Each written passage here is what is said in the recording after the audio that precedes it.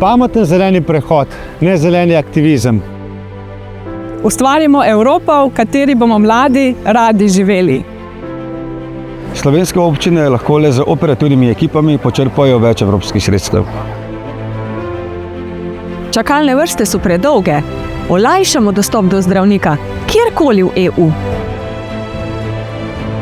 Naredila bom vse, da bomo ženske varne, slišane in upoštevane. Evropa se mora vrniti nazaj k svojim temeljnim vrednotam. Družina naj ostane temeljna celica naše družbe.